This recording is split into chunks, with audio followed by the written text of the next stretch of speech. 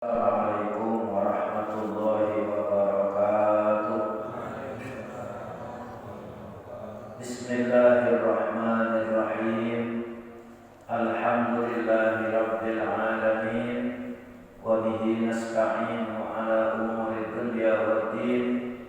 Wassalatu wassalamu ala asyrafil anbiya wal mursalin Sayyidina Muhammadin wa ala alihi wa ashabihi ajma'in. Subhanaka la ilma lana illa ma 'allamtana innaka antal alimul hakim wa tub 'alaina innaka antat tawwabur rahim. Rabbi shrah li sadri wa yassir li amri wahlul 'uqdatam min lisani yafqahu qawli. Inna rabbi bin nasi raufur rahim. Amma ba'du.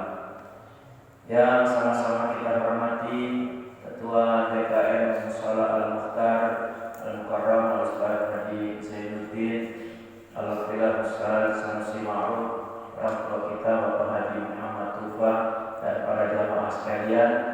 Alhamdulillah, puji dan syukur kita panjatkan kehadirat Allah Subhanahu wa Ta'ala. Salawat dan salam semoga senantiasa tercurah kepada baginda Nabi Muhammad sallallahu alaihi wasallam. Mudah-mudahan salawat yang senantiasa kita baca membawa berkah dan menjadi syafaat buat kita dunia dan akhirat. Amin ya rabbal alamin. Para jemaah sekalian, sebelum kita mulai, mari sama-sama kita awali dengan membaca ummul kitab suratul Fatihah. Kita mohon kepada Allah Subhanahu wa Ta'ala, mudah-mudahan Allah selalu mengampuni dosa-dosa kita dan dosa-dosa kedua orang tua kita, guru-guru kita, saudara-saudara kita, kaum muslimin dan muslimat.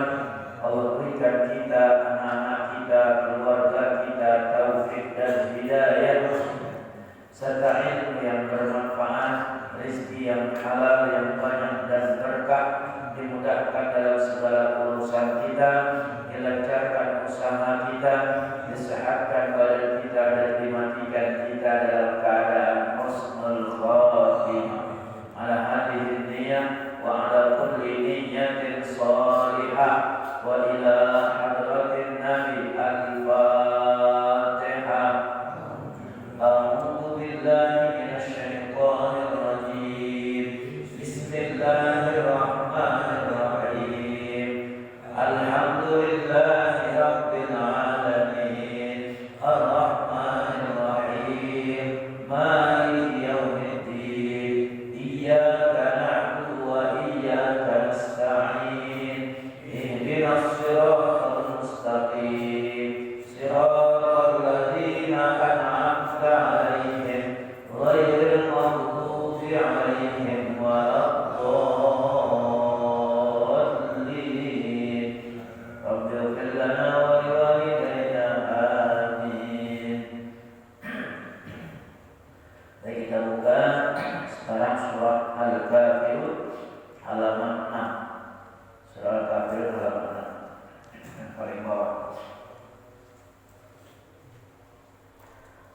A'udzu billahi minasy syaithanir rajim.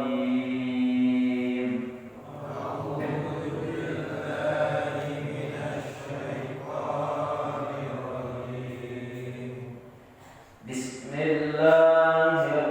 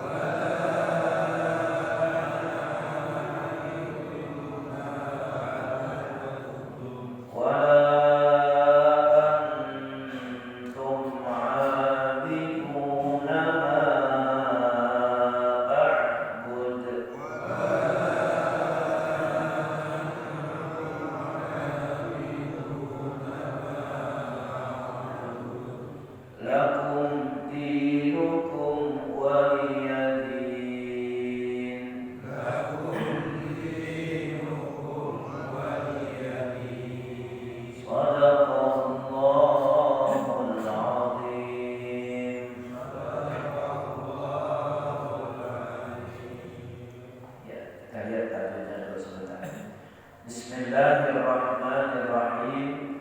Qul ya ayyuhal ya majais munfasil Qul ya ayyuhal alif lam qamariyah al-ka maqtabi atau maqasfi kafirun la a'budu la jaiz munfasil karena maqtabi ketemu dengan hamzah di lain kalimat. La a'budu ma ta'budun ma maqtabi atau mad asli ta'budun mad alif disukun wala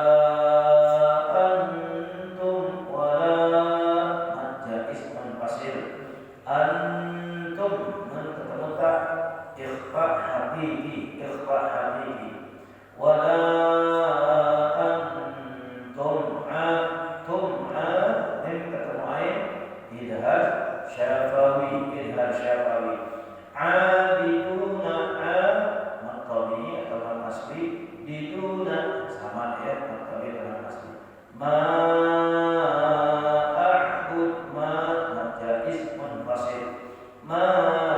ma'abud qalqalah kubra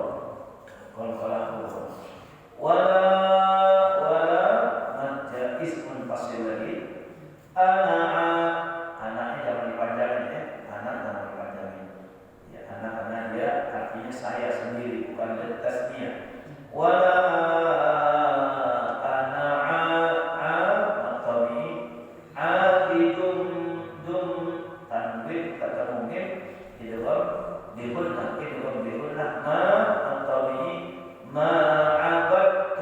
ma'abadtum ya, jadi dalnya dihilangin langsung ini dua muntajab bisa ma'abad ya jangan abadtum tapi abadtum wala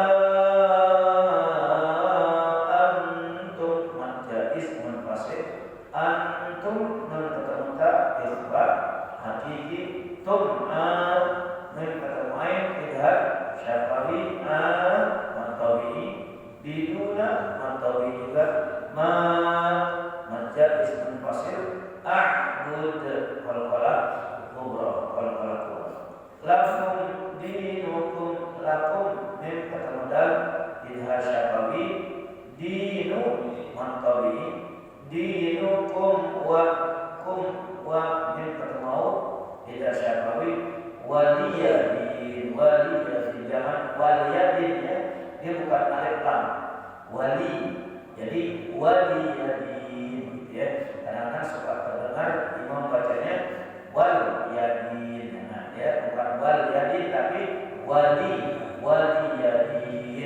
ya, karena li larinya ke aku ya, domir ya. Wallahu a'lam. Bismillahirrahmanirrahim. Qul ya ayyuhal kafirun, katakan hai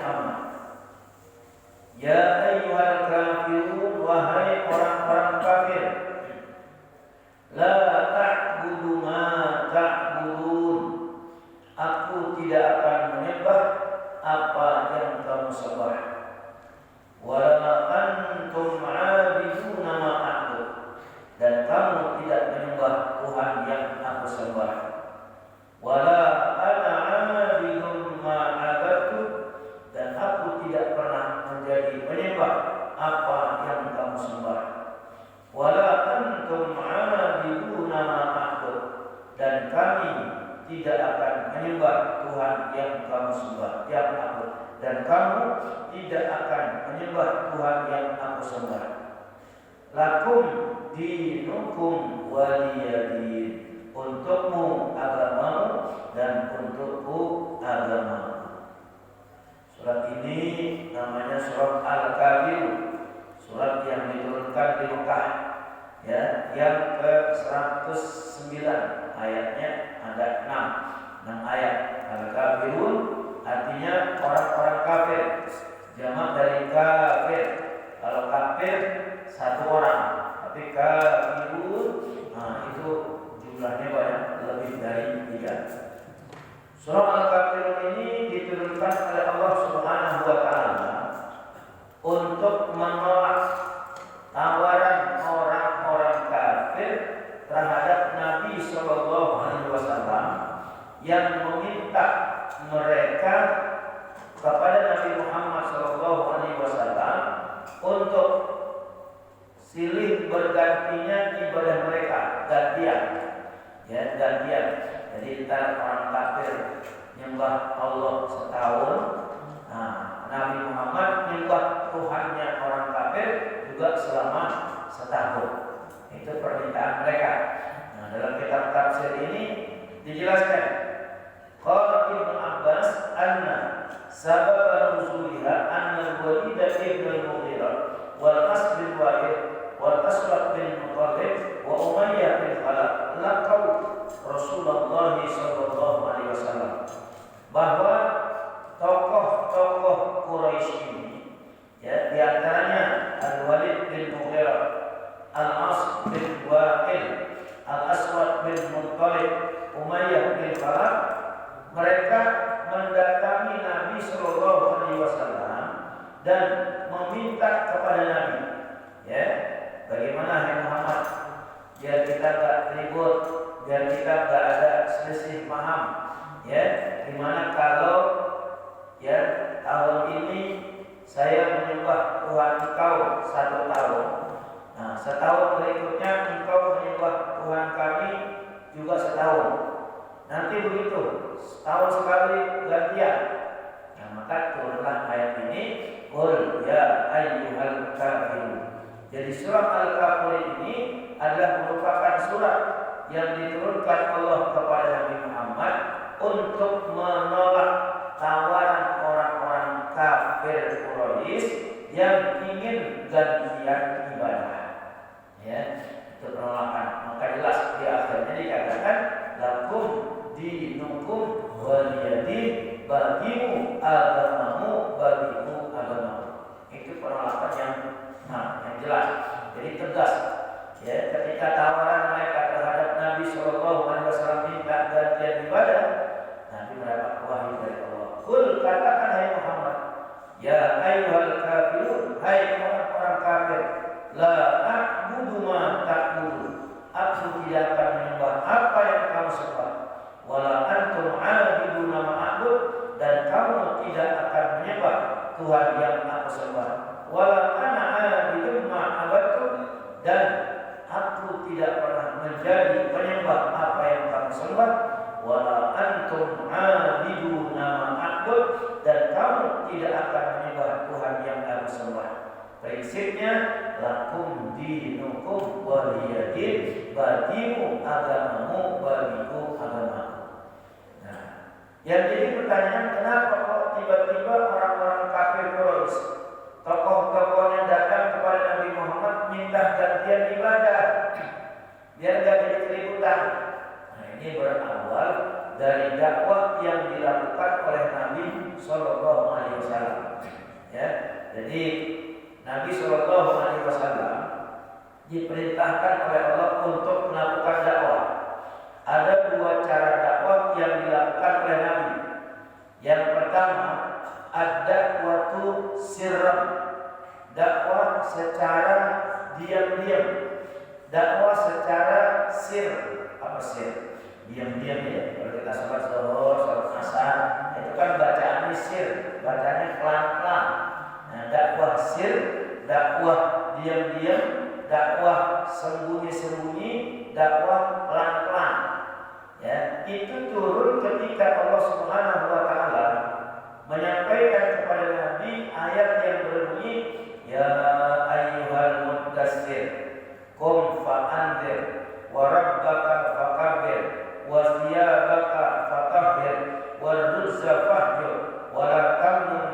fastaghfir wa li rabbika fasbir. Ketika turun surah Al-Muddathir ayat 1 sampai 7, mulailah Nabi sallallahu alaihi wasallam melakukan dakwah secara diam-diam, sembunyi-sembunyi. Nah, yang pertama diajak siapa? Abu Bakar As-Siddiq radhiyallahu anhu dari golongan orang tua. Yang kedua diajak dari golongan wanita, yaitu Khadijah binti Khuwailid. Yang ketiga dari golongan anak-anak, Ali bin Abi Thalib radhiyallahu anhu. Nah, kemudian berlanjut sahabat-sahabat yang lain, Utsman bin Affan, Zubair bin Awam dan yang lain-lain. Cuma dakwah secara diam-diam itu dilaksanakan oleh Nabi cuma 3 tahun. Cuma 3 tahun. Ya, tapi walaupun cuma 3 tahun, banyak di antara tokoh-tokoh Quraisy, bangsawan-bangsawan dan pembesar-pembesar Quraisy yang masuk ke dalam agama Islam. Ya, walaupun cuma 3 tahun. Kenapa 3 tahun? Karena keburu turun ayat Al-Quran yang memerintahkan Nabi untuk berdakwah secara terang-terangan. Enggak lagi diam-diam. Ngapain diam-diam dulu? Ya, kalau diam-diam aja orang nggak akan tahu. Yang masuk Islam juga lama. Nah, maka Nabi SAW melakukan dakwah secara terang-terangan. Turun ayat Al-Quran, fasda' bima tu'mar wa a'rid 'anil musyrikin. Katakan terus terang hai Muhammad dengan apa yang Allah perintahkan kepada engkau dan berpalinglah engkau dari orang-orang musyrik. Nah, itu mulai Nabi melakukan dakwah secara terang-terangan. Nah, dakwah secara terang-terangan ini dimulai oleh Nabi dengan mengumpulkan orang-orang Quraisy. Semua tokoh-tokohnya dikumpulin. Ya, setelah dikumpulin, Nabi berdiri di Bukit Safa. Fasa'ida 'ala Safa. Nabi berdiri di Bukit Safa. Ya, kalau kita umroh atau haji saat kita melakukan sa'i, itu ini apa? Bidayah sa'i, permulaan sa'i itu dari Safa, Marwah, Safa, Marwah terus sampai 7 kali bolak-balik. Ya. Nah, di situ Nabi sallallahu alaihi wasallam berdiri, kemudian Nabi mengajak manusia untuk menyembah kepada Allah Subhanahu wa taala. Nah, dikatakan, ayyuhan nas, wahai manusia, hal tusaddiqunani fi ma ukhbirukum bih? Apakah kalian akan percaya dengan apa yang ingin aku sampaikan kepada kalian? Mereka semua menjawab, na'am, majarrabna 'alaika kadiban mundu nas'atika ilal an. Iya, kami akan percaya 100% kepada engkau, karena kami belum pernah melihat engkau dari kecil sampai sekarang engkau berdusta. Kami tidak pernah lihat itu. Artinya orang-orang kafir Quraisy 100% dengan apa yang ingin Nabi Shallallahu Alaihi Wasallam sampaikan. Karena mereka belum tahu apa isinya, tapi mereka sudah bilang iya, pokoknya kami percaya. Kemudian Nabi bilang lagi, apakah kalian akan percaya jika aku katakan musuh-musuh kalian sudah ada di belakang kalian dan siap menyerang kalian? Mereka bilang lagi, iya, kami percaya hai Muhammad, karena engkau dari kecil sampai sekarang engkau tahu. Kemudian Nabi bilang lagi, kalau kalian percaya dengan aku, anjidu anfusakum minan nar, inni nadhirul lakum min adzabin syadid. Kalau begitu sekarang, ya, berlindunglah engkau dari siksa api neraka. Selamatkan dirimu dari siksa api neraka. Sesungguhnya aku ini pemberi kabar yang menakutkan buat kamu, dan ingatlah akan adab api neraka yang sangat besar. Begitu Nabi SAW mengajak, mengingatkan orang, ya, anqidu anfusakum minan nar, selamatkan diri kalian dari api neraka. Maksudnya apa? Maksudnya tinggalkan penyembahan terhadap berhala. Tinggal itu sembahan-sembahan patungnya, Tuhan-Tuhannya model itu tinggalin. Nah, sekarang menyembahlah kalian kepada Allah Subhanahu wa taala. Maksudnya mereka diajak beriman oleh kepada Allah Subhanahu wa taala. Nah, pada saat itu semua orang pun terdiam. Tapi ada yang memberikan komentar paman Nabi yang bernama Abu Lahab. Abu Lahab langsung komentar dengan kecaman yang keras. Tabban laka ya Muhammad, alihada jama'ta. Celaka kau hai Muhammad. Apakah hanya untuk mendengarkan ocehan ini kami dikumpulkan? Oh, Abu Lahab marah dengan ajakan Nabi SAW tersebut. Lalu Nabi pun tertunduk. Begitu Nabi tunduk, turun ayat Al-Quran. Ya, sudah pernah saya ceritain itu. Apa ayatnya? Tabbat yada abi lahabin wa tab ma aghna anhu maluhu wa ma kasab, dan seterusnya. Jadi itu diawali dengan cerita tersebut. Nah, begitu Abu Lahab marah mengecam Nabi, Nabi balas dengan kecaman yang lebih dahsyat. Nah, saat itu mulailah Nabi SAW melakukan dakwah secara jahriyah, terang-terangan, ya, nggak pakai diam-diam lagi. Nah, begitu Nabi melakukan dakwah secara terang-terangan, Abu Lahab dan tokoh-tokoh Quraisy yang lain ini, mereka nggak terima, marah. Kenapa? Karena makin hari pengikut Islam ini makin banyak. Ya, umat Islam makin banyak, nggak terima mereka. Apa yang mereka lakukan? Nabi diminta untuk menghentikan dakwahnya. Muhammad didatangi Nabi, berhenti dakwah deh, ya, nggak usah menghina Tuhan kami lagi. Biarkan kami menyembah Tuhan kami. Engkau menyembah Tuhan kau, biarkan, jangan ganggu kami.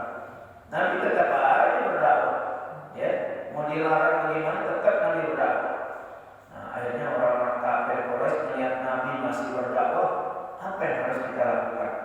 Nah, mereka mencoba melakukan pendekatan kepada paman Nabi yang bernama Abu Thalib.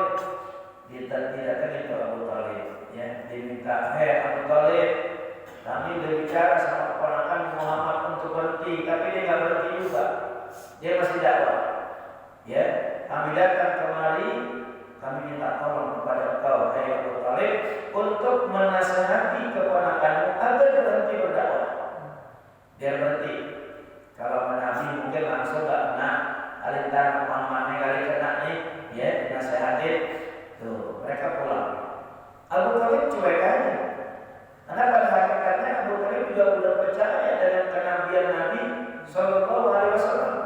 Walaupun pada akhirnya Abu Thalib pun nggak masuk Islam, tetap mati dalam keadaan kafir. Ya, karena Abu Thalib cuek dan Nabi masih terus berdakwah, datang lagi orang-orang kafir yang kedua kali, ya, kepada Abu Thalib dengan sedikit mengancam. Abu Thalib, kemarin kami datang minta agar engkau menghentikan dakwah Muhammad, nasihatin. Tapi kami lihat Muhammad masih terus berdakwah. Ya, ini datang lagi yang kedua. Ya, sekarang kami minta kepada engkau, bilang sama Muhammad, hentikan dia. Kalau engkau tidak bisa menghentikan dakwah Muhammad, biar kami yang akan menghentikannya. Oh, udah mulai ngancam. Ya, nah, lalu paman Nabi khawatir juga. Ya, jangan nanti Muhammad dicelakai, dizalimi. Ya, akhirnya Abu Thalib bilang, ya, nanti aku sampaikan kepada Muhammad. Mereka pulang. Begitu Nabi SAW pulang, Nabi dinasihatin sama pamannya. Muhammad, tadi orang kafir, ya, mereka tokoh-tokoh Quraisy datang lagi, minta agar kau menghentikan dakwah kau. Kalau aku tidak bisa menghentikan dakwah engkau, mereka yang akan menghentikan dengan cara mereka. Nah, lalu Nabi SAW bilang apa? Wallahi ya ammi, demi Allah wahai paman, ya, law waqa'atis syamsu fi yamin, andaikan Allah meletakkan matahari di tangan kananku, bulan di tangan kiriku, agar aku berhenti berdakwah, aku berhenti mengajak manusia beriman kepada Allah, maka Tuhan abada, tidak akan pernah aku tinggalkan. Karena ini sudah menjadi tugasku mengajak manusia untuk beriman kepada Allah Subhanahu wa Ta'ala. Jadi Nabi bertekad, mau diapain kek, Biar kata mereka siap, sanggup ambil matahari ditaruh di tangan kanannya, bulan di tangan kiri, aku gak akan pernah tinggalkan dakwahku ini. Oh, ketekad Nabi. Yang kedua datang begitu. Ya, Nabi masih berdakwah. Ya, pamannya juga bilang ada orang bertekad Nabi begitu. Ya. Nah, datang lagi yang ketiga. Datang yang ketiga bahwa seorang yang bernama Umar ibnul Walid yang umurnya sebaya dengan Nabi, ganteng juga di bawah. Mau ngapain dia bawa orang seumuran Nabi? Mau ngajakin barter. Datang kepada Abu Thalib, ya Muhammad, khudh hadzal farra wa ladanaka wa asqi ilaina ibna akhika linaqtulahu. Abu Thalib, nih aku bawa anak muda, ya, kuserahkan kepada kau, tukar yuk. Nih anak muda ini jadikan dia anak buat engkau, serahkan Muhammad kepada kami untuk kami bunuh. Oh, udah bukan. Ya, kedatangan yang ketiga ini udah luar biasa ancamannya. Ngajakin tukar. Jadi ditukar Nabi Muhammad dengan Umar ibnul Walid. Nabi Muhammad mau dibunuh. Abu Thalib marah. Dengar ancaman begitu dicabut pedang. Lalu jadi perkelahian. Mereka pun tokoh-tokoh Quraisy pulang. Ya. Nabi pulang di belakang lagi dan tetap dengan tekadnya untuk menyebarkan agama Islam. Nah, orang-orang Quraisy melihat Nabi masih terus berdakwah seperti itu, apalagi caranya? Datangin Nabi udah, datangin pamannya juga udah, bahkan udah 3 kali, udah ngancam juga, ngelawan juga, apa yang harus dilakukan? Akhirnya mereka sepakat, gimana kalau Muhammad kita sakiti aja, Nabi sakiti, dengan cara kalau mereka nyakiti Nabi. Abu Jahal pernah menginjak Nabi. Karena nginjak ayah Nabi. Abu Lahab juga pernah begitu, pernah ngebebek. Nabi dibebek, sakitin. Ya, bahkan kalau Nabi SAW mau pergi sholat ke masjid, itu jalanan tempat Nabi lewat itu dikasih yang berbahaya. Oleh siapa? Oleh Ummu Jamil, istrinya Abu Lahab. Maka dikatakan wa mar'atuhu hammalatal hatab. Istrinya Abu Lahab si pembawa kayu bakar. Yang dikatakan pembawa kayu bakar itu bukan dia tukang ngumpulin kayu buat dibakar, bukan. Tapi dia tukang ngomporin orang, provokator, dan dia juga wanita jahat yang selalu berupaya ingin menyakitin Nabi Sallallahu Alaihi Wasallam. Tapi semua itu nggak membuat Nabi putus semangat.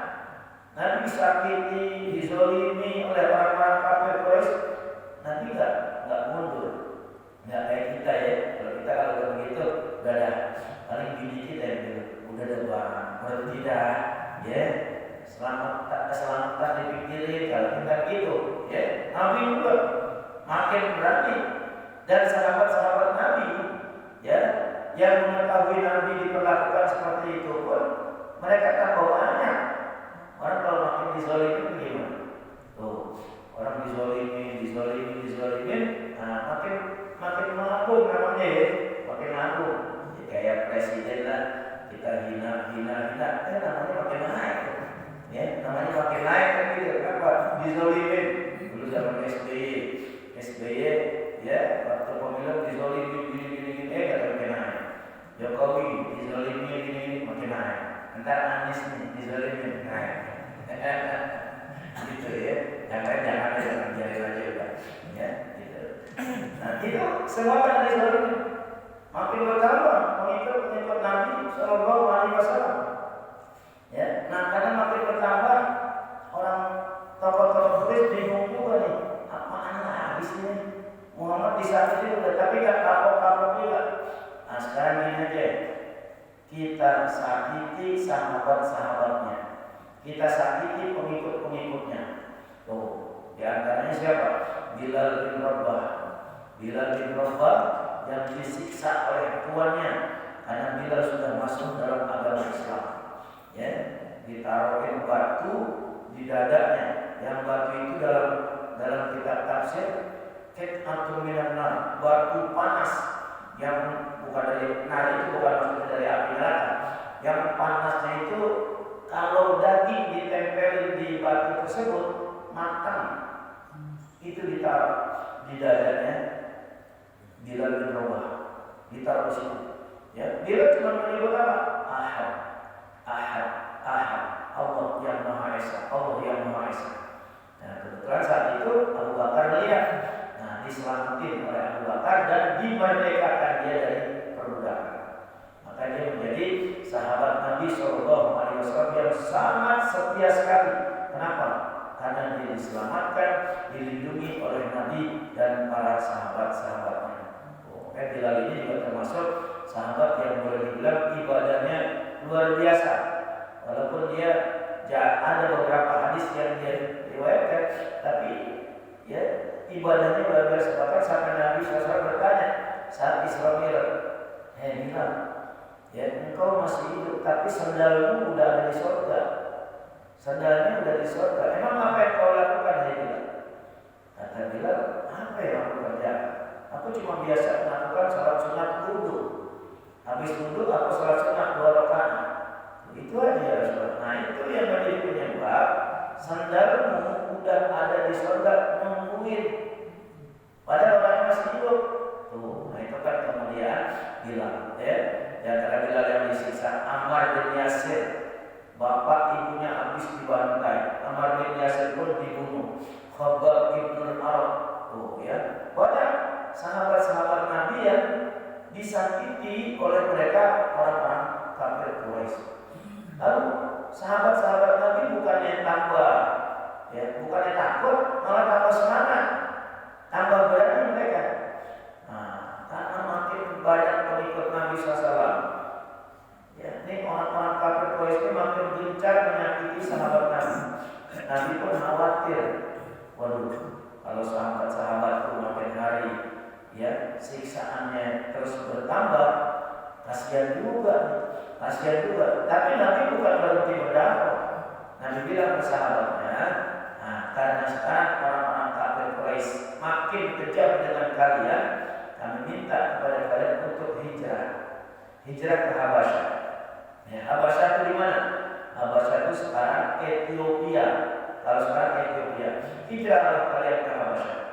Nabi yakin hijrahnya mereka ke Habasyah itu akan dilindungi oleh Raja Habasyah. Nabi yakin itu. Cuman waktu itu yang hijrah agak banyak, kira-kira 15 orang. Tapi cuma 3 bulan mereka di sana. Ya, 3 bulan mereka balik lagi ke Mekah. Ya, kenapa mereka balik? Pertama karena jumlah mereka yang sedikit. Yang kedua iklimnya yang enggak bikin mereka gak cocok. Akhirnya mereka kembali lagi ke Mekah. Nah begitu mereka kembali lagi ke Mekah, orang-orang kafir Quraisy ini makin jadi. Kenapa? Karena lo mau pergi kemana juga kalau bisa pasti balik lagi, disiksa lagi, ya dizolimi lagi. Nabi kasihan dengan sahabat-sahabatnya. Kalau Nabi yang dizolimi, Nabi nggak apa-apa. Tapi kalau sahabat-sahabat yang dizolimi, Nabi kasihan. Akhirnya Nabi minta kepada mereka untuk hijrah ke Habasyah lagi yang kedua kali. Hijrah lagi ke Habasyah, belum ke Madinah belum. Nah saat itu banyak tuh, kurang lebih 73 orang yang hijrah ke Habasyah, yang saat itu dipimpin oleh sepupu Nabi, ya, Ja'far bin Abi Thalib, saudara kandungnya Ali bin Abi Thalib. Nah, dipimpin oleh Ja'far bin Abi Thalib. Sampailah mereka di Habasyah atau Ethiopia. Begitu orang kafir Quraisy tahu bahwa sahabat-sahabat Nabi hijrah ke Ethiopia, ke Habasyah, mereka mengirimkan beberapa utusan, ya, untuk mempengaruhi Raja Habasyah, Raja Najasyi, ya, agar nih para pengungsi-pengungsi ini dipulangin lagi ke Mekah. Jangan mau menerima mereka. Alasannya apa? Bilang sama raja, tuan raja, mereka para pengungsi itu cuma membuat pecah belah persatuan orang-orang Habasyah. Dan ternyata mereka membawa ajaran agama yang baru.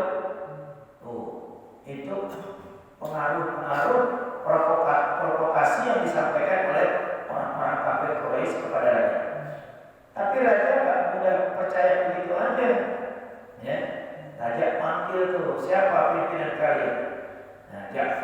Abi Thalib.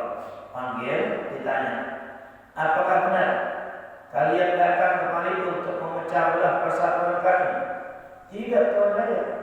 Kami justru ingin bergabung menjadi saudara-saudara semua. Terus ditanya lagi, apakah kalian datang kepada kami dengan ajaran agama yang baru? Ya, Tuhan saya. Agama apa itu? Islam. Siapa nabinya? Muhammad. Ciri-cirinya gimana? Begini dijelasin. Akhirnya Raja Najasyi saat itu mendengar ciri-ciri Nabi Muhammad SAW, langsung masuk Islam. Ya, dia bilang apa? Aku pernah membaca dalam kitab Injil bahwa ciri-ciri Nabi dan Rasul yang akan datang terakhir persis yang kalian katakan. Akhirnya Raja Najasyi masuk Islam, bersyahadat, dibimbing oleh Ja'far bin Abi Thalib. Ya, itu Nabi masih ada, Nabi masih di Mekah, belum hijrah ke Madinah. Nah, cuma beberapa hari kemudian Raja Najasyi atau Habasyah ini meninggal dunia. Yang begitu meninggal dunia, dapat laporan, ya, yang ngasih laporan bukan manusia tapi malaikat Jibril. Jibril datang kepada Nabi Muhammad, bilang, ya Muhammad, Raja Najasyi udah masuk Islam dan sekarang dia meninggal. Lalu Nabi SAW mengajak sahabatnya untuk melaksanakan sholat gaib yang pertama kali. Bukan sholat jenazah, tapi sholat gaib. Bedain ya, sholat jenazah sama sholat gaib. Ya walaupun sholatnya sama, ya gerakannya, bacanya sama, cuma beda. Kalau sholat jenazah, jenazahnya ada. Kalau sholat gaib, jenazahnya nggak ada. Ada di mana? Ada di kampung atau ada di negara lain, ya. Dan saat ini juga jenazah itu harus sudah dimandikan dan sudah dikuburkan. Kalau belum dikuburin belum boleh, ya, belum boleh. Nah itu berita dari malaikat Jibril setelah beberapa hari Raja Najasyi meninggal dunia. Ya. Nah Nabi senang karena apa? Karena sahabat-sahabat Nabi yang hijrah itu disambut baik. Emang dari awal Nabi udah yakin kalau mereka tinggal di sana selamat deh mereka. Ya, cuma saya yang pertama kan cuma 3 bulan balik lagi. Ya udah disakiti lagi orang-orang kafir. Akhirnya balik lagi lebih banyak lagi. Nah mulai dari situ orang-orang tokoh-tokoh Quraisy ini makin kesel sama Nabi. Ya, caranya apa lagi? Datangin Nabi udah, datangin pamannya Nabi Abu Thalib udah 3 kali datang. Ya, kemudian membawa orang buat barter juga. Nabi disakitin udah, sahabatnya disakitin udah. Apa lagi? Nah, kalau gitu gini aja. Kita datangin Muhammad, ya, kita tawarin dia. Dia maunya apa? Muhammad, gini aja deh, ya. Biar kita jangan ada keributan. Ya, sekarang kau inginnya apa? Apakah kau ingin jadi orang kaya di kota Mekah ini? Aku akan kumpulkan semua harta-harta dan aku berikan kepada kau biar kau jadi orang kaya dan terkaya di Mekah. Nabi nggak mau. Kemudian apakah kau ingin kekuasaan? Kalau kau ingin kekuasaan, aku akan kau menjadi pemimpin buat kami. Ya, Nabi nggak mau. Kata orang kafir lagi, dia tokohnya bilang, apakah kau ingin wanita yang cantik? Kalau kau ingin wanita cantik, kami carikan wanita paling cantik di muka ini, kami berikan kepada kau. Nabi nggak mau. Nah, jalan terakhir, kalau engkau jabatan nggak mau, harta nggak mau, wanita nggak mau, gimana? Gini aja deh, ya. Kalau kita tukar ibadah, ya. Nah, setahun engkau menyembah Tuhan kami, setahun kemudian engkau menyembah Tuhan, ya. Kami menyembah Tuhan engkau, tahun berikutnya engkau menyembah Tuhan kami menyembah Tuhan. Begitu terus, mau nggak? Nah, baru nih prosesnya turun surah Al-Kafirun yang menjadi penolakan keras bahwa Nabi tidak mau dengan ajakan tukar-menukar ibadah. Kenapa? Karena ini sudah menjadi prinsip lakum dinukum waliyadin. prinsip itu. Ya, makanya khilafiyah ulama kalau ada orang yang masalah pengucapan Natal, ya, masalah orang mengucapkan Natal boleh nggak kan dikit lagi, ya, padahal tiap tahun dia ribut mulu. Lagi pula ada itu di medsos keluar lagi. Kita yang udah tahu deh, nggak usah komen. Soal mengucapkan ya selamat Natal itu ada khilafiyahnya. Ya, banyak ulama-ulama yang mengharamkan kita mengucapkan selamat Natal. Karena dengan mengucapkan selamat Natal berarti kita meyakini bahwa Nabi Isa itu sebagai Tuhan. Itu yang diharamkan, nggak boleh. Ya, lalu ada juga ulama yang memperbolehkan ya sekadar toleransi atau mungkin kita ucapkan tapi hati kita nggak bermaksud begitu. Ya, selamat ya, udah selamat aja, gak usah pakai dalam Natalnya gitu. Ya, jadi khilafiyah ulama. Cuma kalau saya ambil prinsip yang menyatakan bahwa mengucapkan selamat Natal itu hukumnya haram. Udah gitu aja. Jadi kalau ada saudara kita ucapin dia itu resiko dia, urusan dia mau.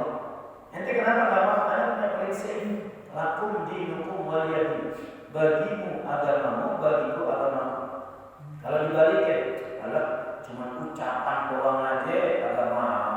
Masa ucapan doang selamat Natal aja nggak mau? Berapa susahnya?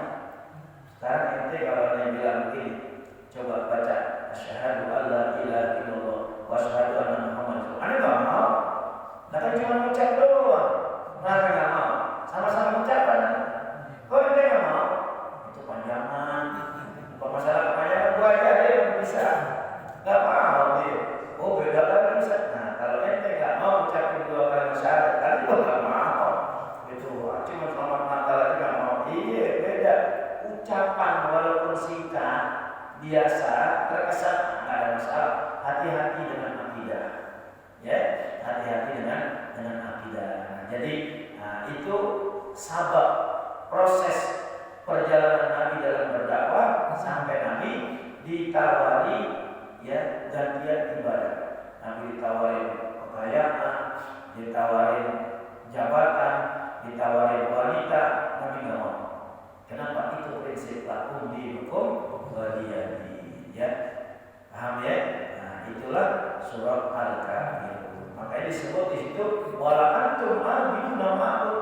Dua kali kan sebutannya.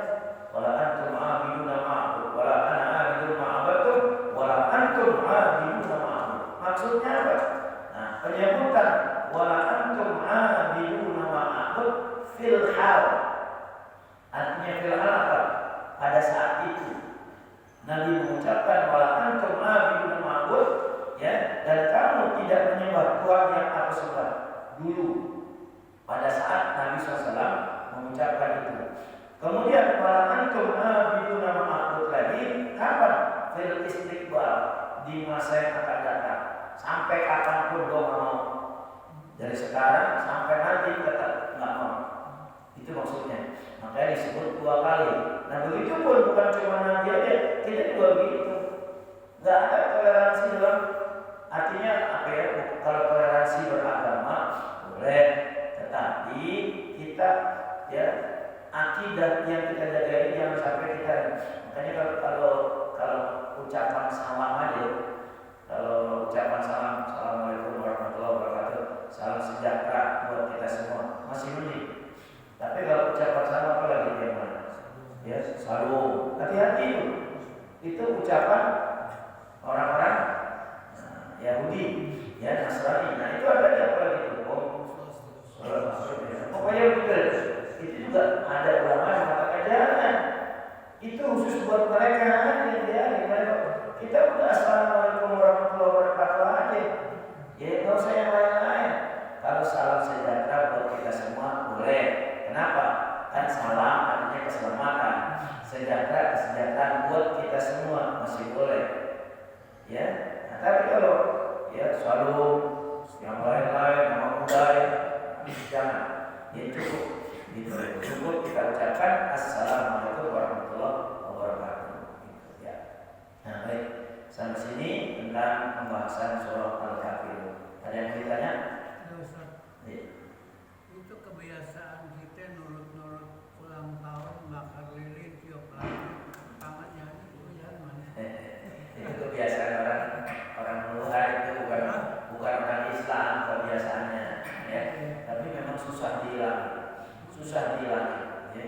Lilin udah dinyalain, mati lagi, ngapain dinyalain?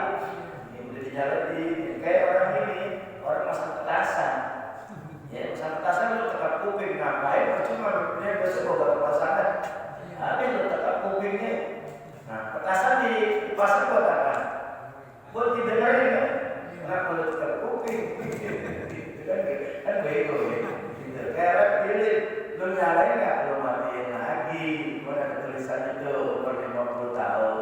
Ya, oke lah kalau itu bukan menjadi satu akidah, bukan satu keyakinan kita, hanya sekedar tradisi, boleh ada. Ya, artinya nggak dosa juga. Lewat keyakinan kita, benar kita harus itu. Dan cuma buat ramein doang istilahnya ya, buat ramein. Oh ini udah ada tanda itu 21 tahun kan gitu. Udah itu doang sebenarnya nggak ada maksud tertentu. Kalau ada yang bilang itu tasyabuh dong, menyerupai dengan perbuatan orang-orang Nasrani. Karena orang Nasrani kan gitu kalau itu apa tasyabuh. Nah kita nggak situ maksudnya, ya. Nah, kita udah tradisi udah susah. Orang kiai besar aja, ya ada santrinya pakai lilin juga, mau diomelin santri juga, mau diomelin juga, tuh kue lagi. Ya selalu mau bagaimana bisa ada tradisi. Nah kalau bisa kita nggak usah gitu lah, ya. Nah undang keluarga kumpul semua, yuk kita tahlilan buat orang tua kita, kasih tumpeng tuh, ya. Atau kita makan bareng-bareng itu aja udah berbagi kepada fakir miskin cukup udah, nggak perlu pakai tiup-tiup lilin ya. Saya pikir habis itu lengkap lagi. Buat apa lilin? Oh buat pakai listrik ya, cuma juga lilin gitu. Kadang terakhir, ya. Ada lagi? Pas, baik kalau tidak ada saya cukupkan sampai sini. Mudah-mudahan walaupun sedikit bermanfaat buat kita semua, menambah keyakinan, keimanan kita kepada Allah Subhanahu wa taala. Mudah-mudahan Allah berkahi kita, keluarga kita, anak-anak kita, kampung kita, juga negara kita, dan Allah matikan kita dalam keadaan husnul khatimah. Hadhihi niyat al-Fatihah. A'udzu billahi minasyaitonir rajim. Bismillahirrahmanirrahim.